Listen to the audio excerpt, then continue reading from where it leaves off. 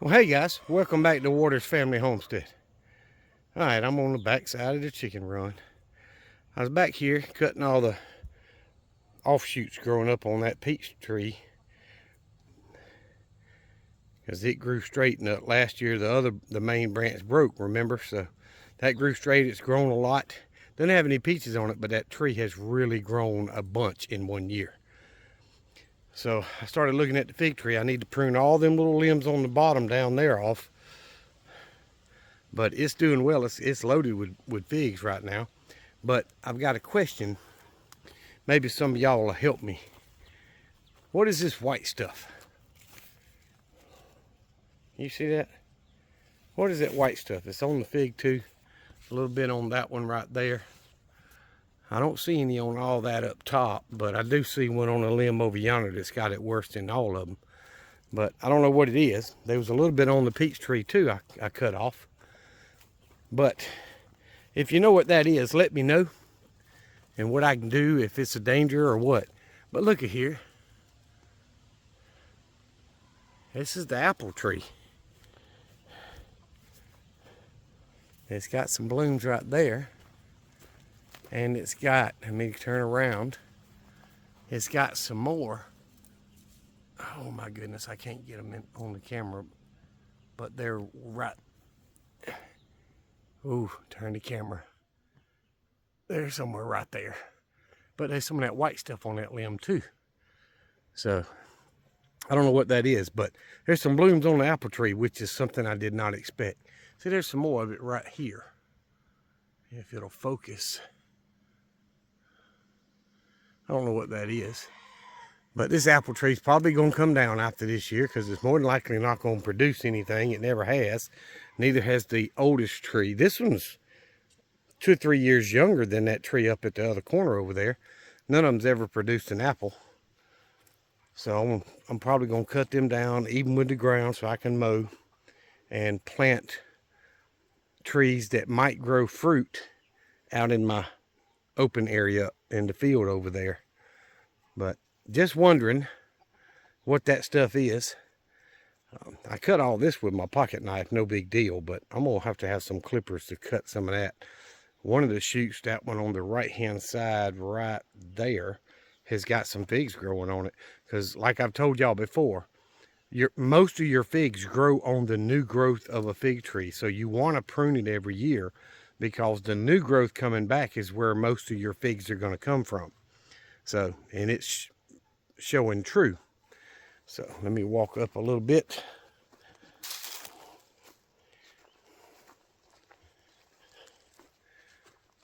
Look at the blueberries on that bush. I don't know how well y'all can see that. Let me zoom in. See that? It's loaded again this year. I don't think it's as many as it had last year, but it's still got a lot of berries on there. And they're still green.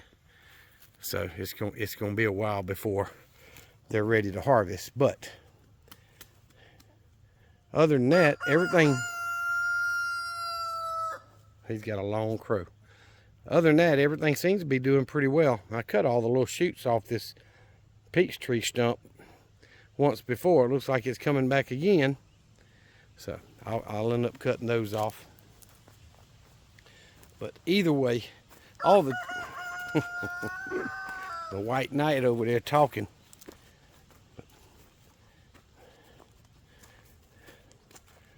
All the chickens and turkeys seem to be doing really well. I'm going to walk up here. Look how much that scuppling vine has grown this year. I raised the electric fence about, well, you can see from here to here, probably 4 inches.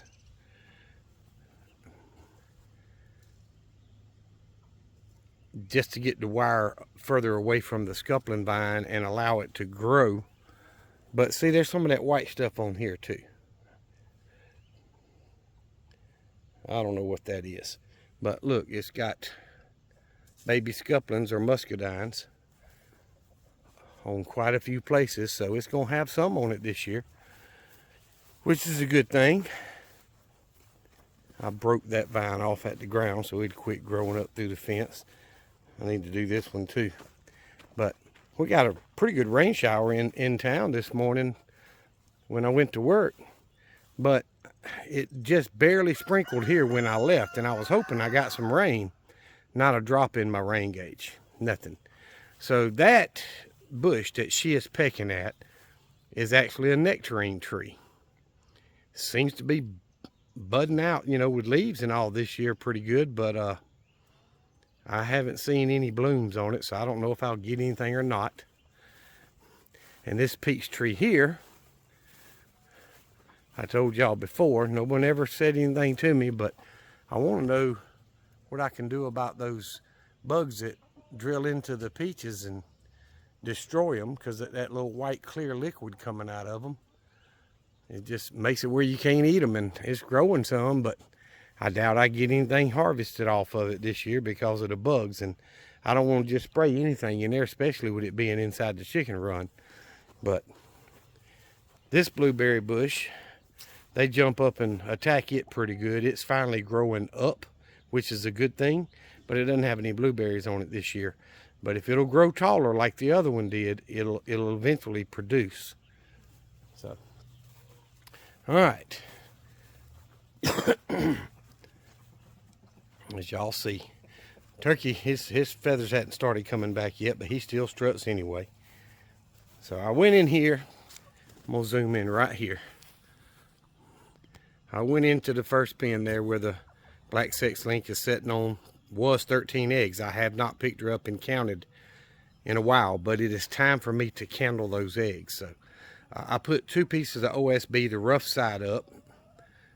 I don't want the slick side up for baby chicks, so I put the rough side up to run it down to the ground. So when she does hatch the babies, they will be able to get in and out of the nesting box.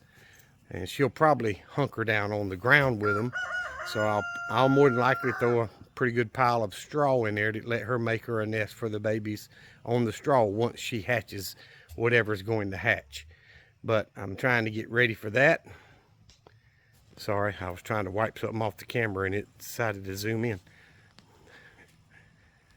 But anyway, I've still got the baby chick feeder and waterer and all, and I'll get that set up for them as well.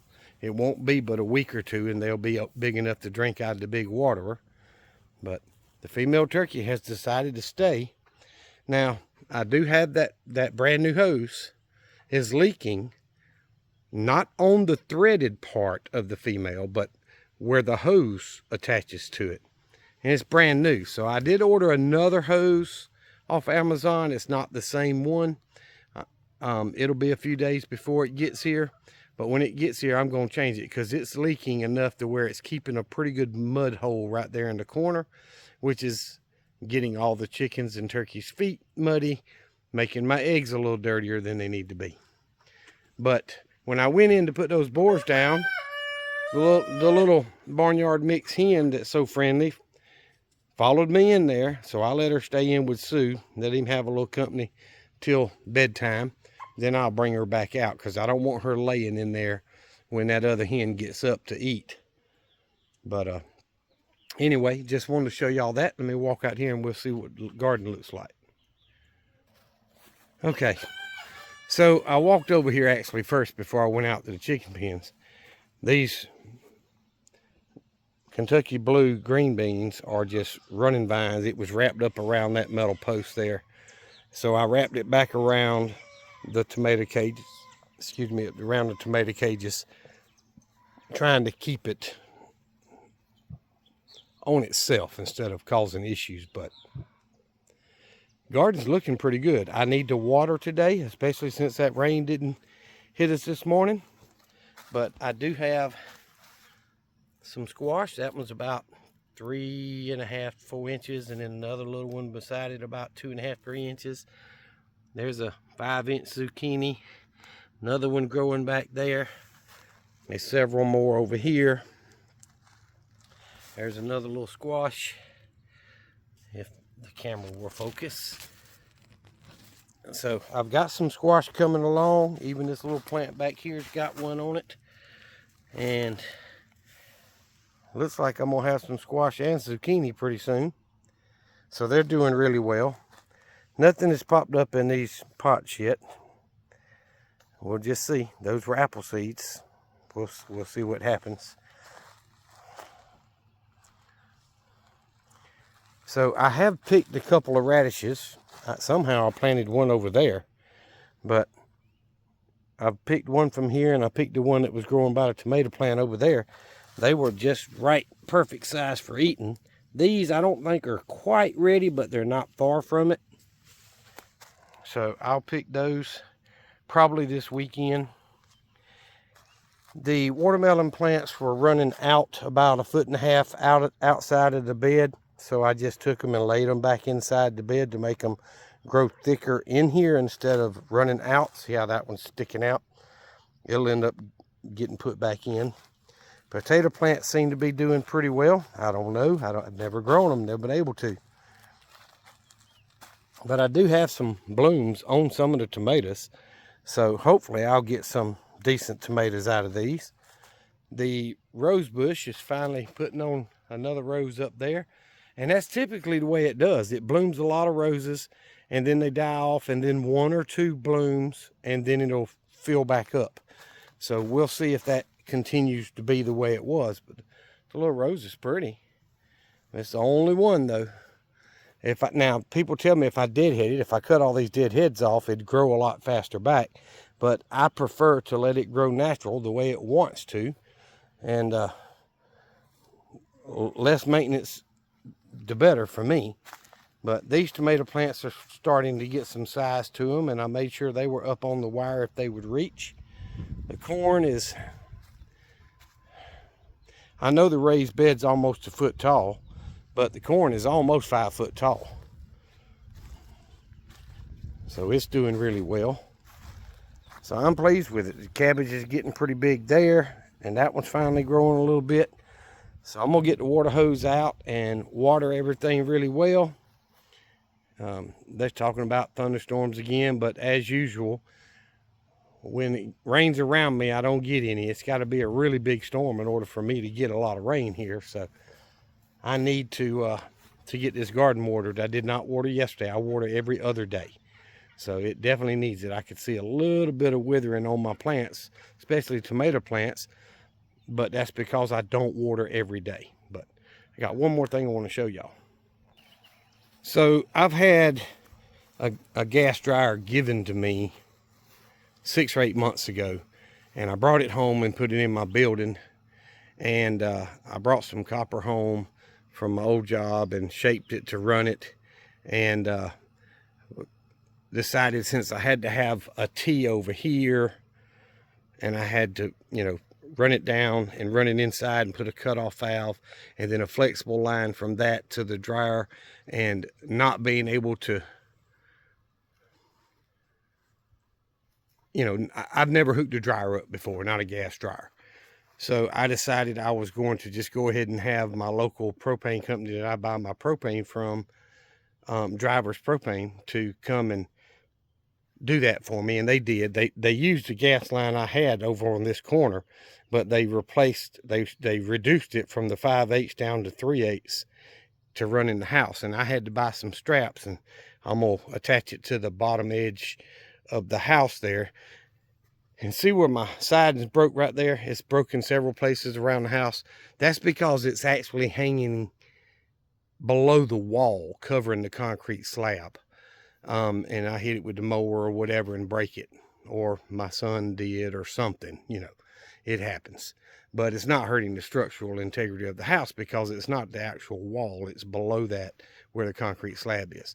But either way, I'm going to attach that gas line to that concrete board siding all the way down to where it turns and goes up into the house, and get it off the ground, and it'll be out, up under the threshold of the door, so nobody will ever step on it and so on. But I finally got the gas dryer going, and then I had to change the plug because electric dryer is 240 volts, gas dryer is 120. So it takes a lot less electricity to run that gas dryer. So I went ahead and disconnected it from the box outside and reconnected it inside on the inside panel box, and put a new breaker in for it, a 120 volt breaker. And I've got it completely done. It's ready to go. And that cost me a little bit more money, but it's one less thing that I've got to produce 240 volts for to operate. So I'm pleased with that. But either way, I'm going to get down here, get the water on, get my hose over there, and get the garden watered. And I actually want to go check on that beehive, so let me go do that.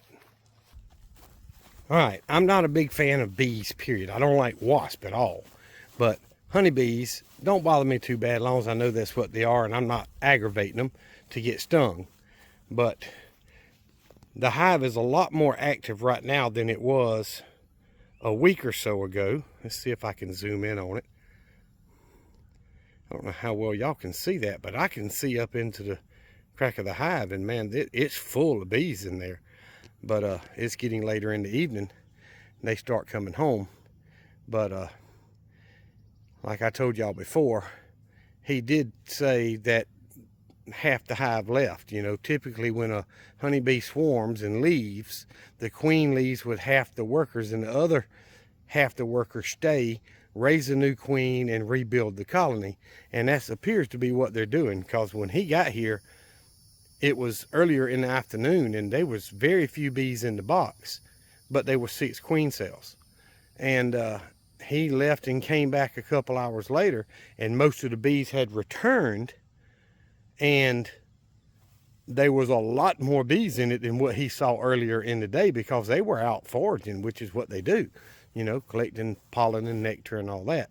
So I'm pleased with it. It looks to be doing really well. I don't know why, but my old bee guy told, you know, always put the hive, I'm gonna turn here, always put the hive over at the edge of the property over there. And that's got a lot of shade, especially in the afternoon. Well, he told me when I picked out a spot to make sure it got full sunlight as much as possible. So I put it back here because I really don't do anything with this. You know, run the mower down there a little bit. But so I did, and so far it's been in full sunlight, and it gets sun fairly early in the morning, all day until, you know, later in the evening like this.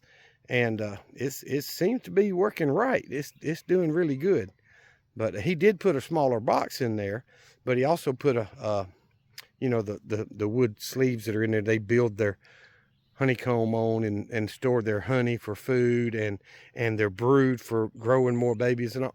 He put one of those in there that was full of food to help them recover from the hive splitting the way it did. And it's a lot more bees than I've been seeing, so apparently that's working. So anyway, guys, I'm gonna turn y'all around. This is a view from back here. So I am, I don't know, 60 to 70 yards behind the house. Pretty close to the wood line back here.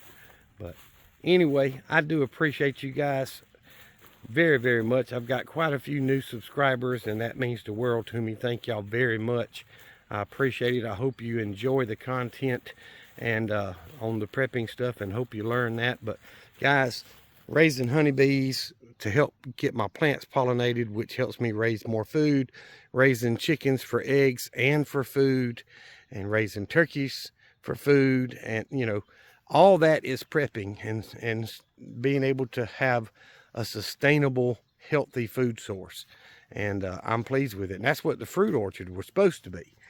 But anyway, I'm growing just like a lot of you are, and I appreciate y'all joining me in this journey. Remember what I've always told you: Jesus Christ loves you, and so do I. Y'all be safe, be prepared.